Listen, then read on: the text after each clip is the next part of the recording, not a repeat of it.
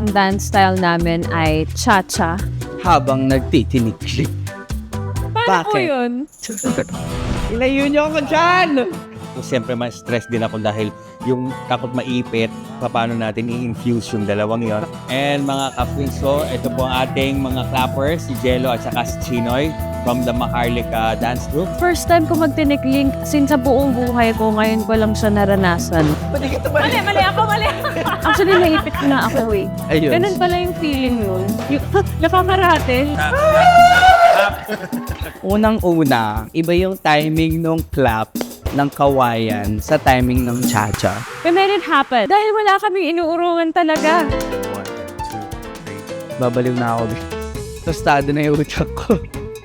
Ay, tigla, tinan mo. Honestly, akala ko sa cha-cha, ganun-ganun lang. Pero yung technicalities pala niya, sobrang complex. Sabi ni Coach, 1, 2, 3, 4, 1, 2, 3, 4. Gusto kong itattoo siya sa utak ko. Tapos ganun lang talaga ako. Sa lahat po ng nagda-dance sport dyan, saludo po kami Saludo po kami sa inyo. Napakahuhusay niyo po. Pahirap ng pahirap, guys. Ano ba sa mga susunod? Ano bang Oo nga. Ano bang circus? Naging Chucky na tayo, naging aswang na tayo, naging anghel at fallen anghel. Kakayanin natin to hanggang dulo, hanggang sa maging grand winner tayong pareho. Yes! Amen! Amen!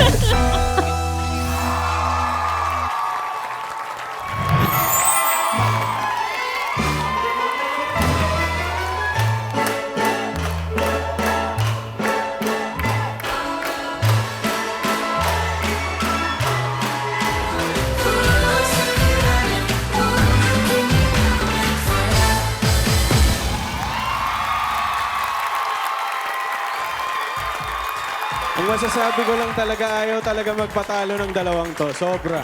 Pero salamat muna sa ating choreographers.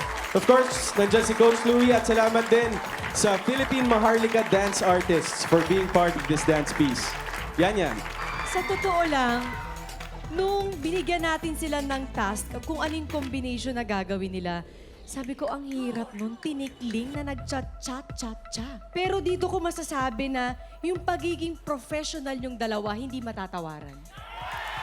Grabe rin po kasi yung pressure dahil yung timing ng cha-cha-cha at ng tinikling ay iba. Na-pressure ka ba yung talaga, bonding Glay? talaga. First time sa buong buhay ko na nag-cha-cha-cha ako at okay. nagtinikling. Ang hirap ng timing talaga, lalong-lalo na sa tinikling. Ako kanina yung mata ko, ayun pa. Tapos biglang, pak, biglang magcha-cha-cha. Ang galing. Sobra. Thank you, ma'am. Coach, Sabi ni Glay kanina, yung timing ng tinikling tsaka cha-cha-cha, magkaiba. So, alam mo yung magsiswitch ka na mahihirapan ka, pero nasasayaw niyo siya ng maayos eh. Kumbaga, yung timing talaga inaral niyo. Kasi kung kahit gaano ka-powerful sumayaw, tapos wala ka naman sa timing, hindi ka rin maganda panoorin. Pero yung sa inyo kasi talaga, from head to toe, talagang yung energy na binibigay. Hindi yung katawan lang, yung upper body lang yung nagpo-project.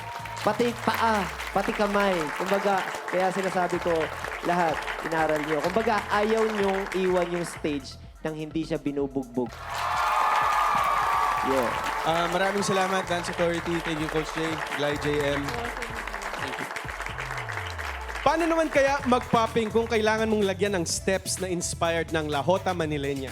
Sagot na yan ni Roger at Dassery sa pagbabalik ng Stars on the Floor!